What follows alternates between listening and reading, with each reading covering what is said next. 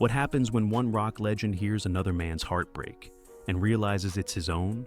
When Steve Perry heard Phil Collins sing about love lost and pain unspoken, it wasn't just another song, it was a mirror. Two of the greatest voices of their generation, both carrying the same wound and finding comfort in each other's sound. The sound of success. In the late 1970s and early 1980s, rock was ruled by two men with voices that could cut straight through the noise.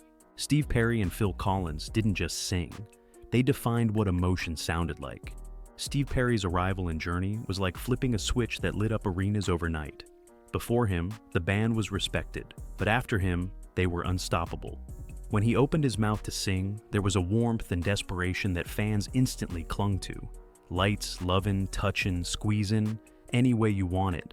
Every lyric carried the ache of someone who'd lived every line. By 1981, Journey had released Escape, the album that would cement their name in rock history. Don't Stop Believin' blasted from radios, jukeboxes, and stadiums, an anthem for dreamers who refused to quit. To the world, Steve Perry was untouchable, the golden voice of optimism. Meanwhile, across the Atlantic, Phil Collins was living a transformation of his own. After years behind the drum kit for Genesis, he reluctantly stepped into the spotlight as lead singer when Peter Gabriel left. Few believed he could fill those shoes, but then came Follow You, Follow Me, Misunderstanding, and the record that changed everything, Face Value, in 1981. It was raw, personal, and painfully honest. In the Air. Tonight wasn't just a song, it was a thunderstorm bottled in 4 minutes. With its haunting drum break and whispered rage, it turned Phil from a drummer into one of the most distinct voices in pop history. What both men didn't know was that they were standing on parallel paths, two artists whose greatest strength was their ability to feel too much. The same emotion that made them stars was quietly consuming them. Steve Perry once said he poured every ounce of himself into the music because he knew fans could sense when it wasn't real. Phil Collins said something similar years later. If I didn't write about what hurt, I'd explode. Different continents, different sounds, but the same philosophy. Honesty above everything. And while the world saw only the lights, the records, and the glory, both men were already beginning to crumble under the weight of it all. Perry's relentless touring schedule left him physically and emotionally drained. Collins was watching his marriage disintegrate while trying to pretend everything was fine on stage. They were living proof that success and suffering can sound almost identical when put to music. But as their stars climbed higher, so did the loneliness that came with them. The hidden pain of stardom. Fame can make you feel immortal until you realize it's also a cage. For Phil Collins, the world saw the perfect frontman. Sharp suits, witty interviews, a drummer who could command an arena with a single crash of his cymbals. But behind the curtain, his world was quietly falling apart. His marriage to Andrea Bertarelli, the love he'd known since childhood, was disintegrating under the weight of endless tours and late-night studio sessions. He was chasing success while losing the very person he'd been chasing it for. When she left, Phil poured his grief into the only thing that never betrayed him: music. He wrote alone in a dark London studio, the lights low, the drum machine pulsing like a heartbeat that wouldn't stop.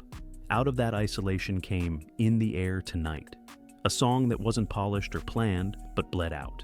He later said he never expected anyone to hear it, yet the moment it hit radio, the world felt his pain. The rage, the disbelief, the hollow ache, it was all there. And on the other side of the Atlantic, Steve Perry understood every note. At the height of Journey's fame, Perry was suffocating under success. Sold-out stadiums, endless photo shoots, interviews that repeated the same questions. It all blurred together. Fans saw the smile, the voice, the confidence. But Steve was tired. He'd grown up dreaming of this life. Yet when he finally got it, he realized how lonely it could be. During the Frontiers tour, he started to feel disconnected, not just from the band, but from himself. The fame, the travel, the pressure to keep outdoing their last hit. It stripped away the joy that first drew him to music. It's strange, he once admitted. You can be surrounded by people and still feel like you're the only one in the room. The more Steve pushed, the emptier it felt. He was writing songs about love, but living a life built on exhaustion. He wasn't married, rarely home, and every relationship suffered. Like Phil, he found that success doesn't heal heartbreak, it amplifies it. When Perry heard In the Air, tonight for the first time, it stopped him cold. He later said it felt like being punched by your own reflection. Phil's voice, fragile yet furious, cut straight through him. It was as if someone else had found the words for the ache he'd been carrying in silence. Because both men, despite their fame, were chasing something simple: connection. And in that haunting song, one broken heart recognized another. But neither knew how much deeper the echo would go. When one heart hears another. There are moments when a song doesn't just play, it pierces. When Steve Perry first listened to In the Air, tonight he wasn't hearing a hit single. He was hearing the sound of a man breaking, the sound of Phil Collins trying to hold his soul together through a microphone. Phil's voice on that track wasn't clean or polished. It was trembling, restrained, like someone screaming through their teeth. The lyrics were sparse, but every silence was deafening. The drum break that would become legendary didn't just explode. It erupted, like all the emotion he'd tried to bury, finally breaking loose. For Perry, it hit differently. He was used to being the one giving comfort through his voice, not needing it. But as he listened, he realized he was hearing a reflection of everything he hadn't said aloud. The loneliness, the regret, the sense that success had taken more than it gave back. At that time, Journey was at their peak, arenas sold out, faithfully climbing the charts, fans screaming his name in every city. Yet, Perry was quietly burning out.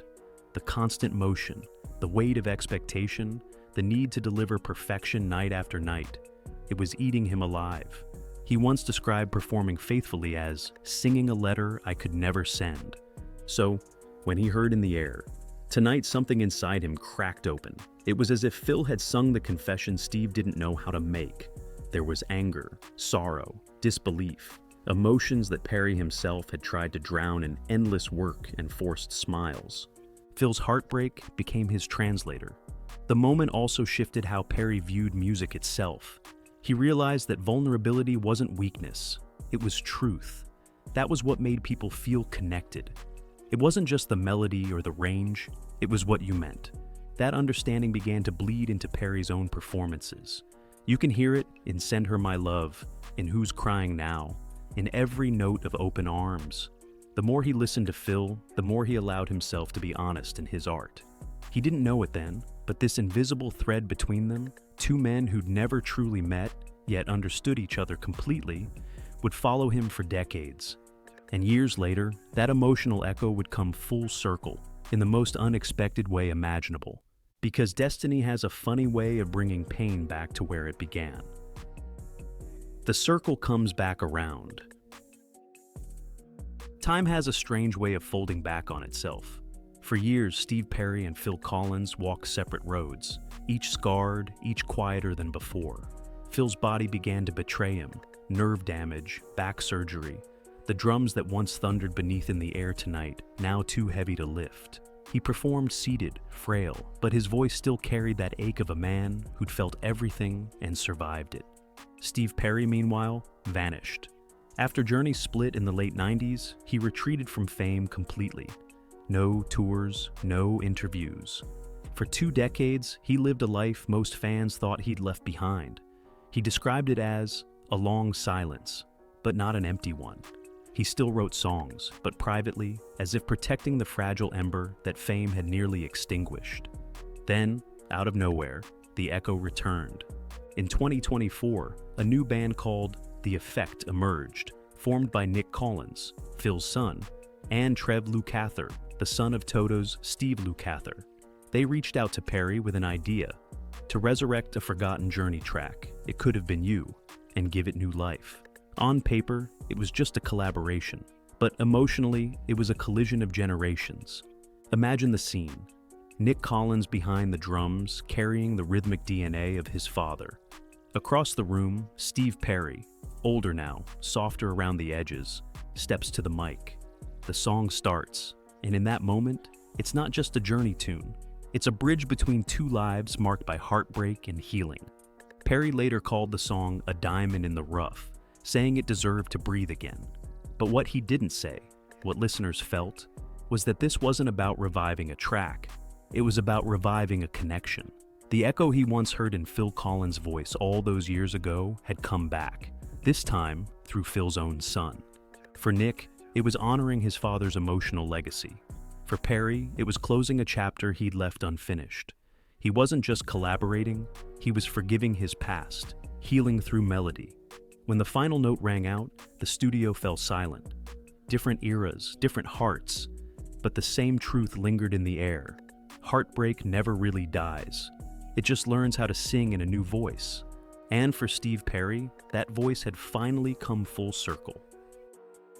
Reflections in the mirror. When artists like Steve Perry and Phil Collins look back, the reflection they see isn't made of fame or platinum records. It's made of scars. For Steve Perry, time away from the spotlight wasn't about hiding. It was about healing. After Journey ended, he lived quietly, far from the noise that had once defined his every move.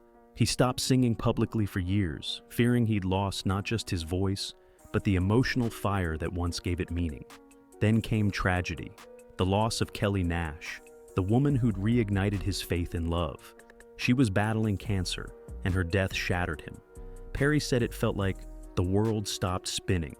But out of that grief came something extraordinary. Traces, 2018, his first solo album in over 2 decades. The songs were raw, delicate, and deeply personal, filled with the same tenderness and ache that once drew him to Phil Collins' music. Tracks like No Erasing and We're Still Here carried the quiet strength of someone who'd seen heartbreak from both sides, the one who leaves and the one left behind. Phil Collins, on the other hand, faced a different kind of loss, the loss of self. His body weakened, his hands could no longer command the drums that had once been an extension of his soul. His health battles became public, his performances slower and seated. But even then, when he sang Against All Odds or You'll Be in My Heart, the voice still carried that unmistakable tremor, the sound of resilience dressed in sadness. When Perry heard Phil sing in his later years, it wasn't pity he felt, it was recognition. Both men had loved deeply, lost painfully, and carried on because the music wouldn't let them stop. "You can't fake that kind of pain," Perry once said of Phil's voice. "It's the truth, and people feel it." They had never been close friends in the traditional sense, but emotionally, they had always been mirrors of each other, proof that the most beautiful music often comes from the most broken places. And somewhere between grief and gratitude, Steve realized something Phil had learned long before him. You don't heal from pain, you heal through it. But the story wasn't over yet. The weight of their legacies was still to be reckoned with. The weight of legacy. As time marched on, both Steve Perry and Phil Collins came to understand a truth that fame rarely teaches.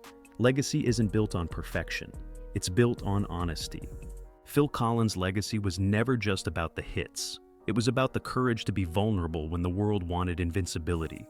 When he sang Take Me Home or Another Day in Paradise, he wasn't just performing, he was telling the world, "I see the pain you're hiding, because I've lived it too." Even as his health declined, he kept performing, night after night, sitting on stage with a microphone in hand, his voice trembling but still undeniable. Fans didn't come to see perfection anymore. They came to witness the man who had once turned heartbreak into an anthem, still standing, still singing, still human. Steve Perry's journey mirrored that truth in its own way. After decades of silence, he could have returned with bombast, a big tour, a flashy single, a manufactured comeback. But instead, he came back quietly. Traces wasn't meant to top charts, it was meant to speak. It was his letter to the past, to the fans who waited, to the woman he loved, and to the younger version of himself who once thought success would fix everything. He'd learned that music only matters when it's real. So when he stood beside Nic Collins in the studio, hearing echoes of Phil's rhythm in that drum pattern, the full weight of that legacy hit him.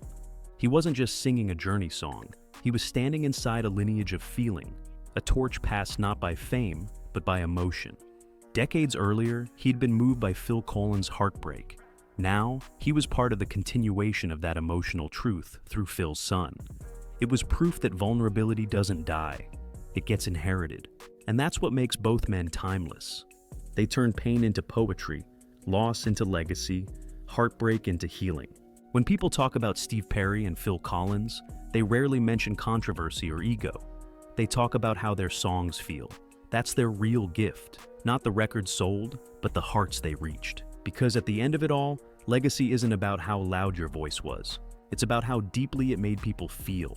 And for both Steve and Phil, that feeling still echoes. Every time someone presses play. Steve Perry didn't just admire Phil Collins, he recognized himself in him. Two legendary voices, two different careers, but the same wound. Loving deeply, losing publicly, and turning pain into music. Years later, singing alongside Phil's son, that echo came full circle. It proved one thing: real music outlives fame, because it's built on truth. If you want more stories like this, the feelings behind the hits, subscribe to Backstage Melody and stay with us. The next one's even deeper.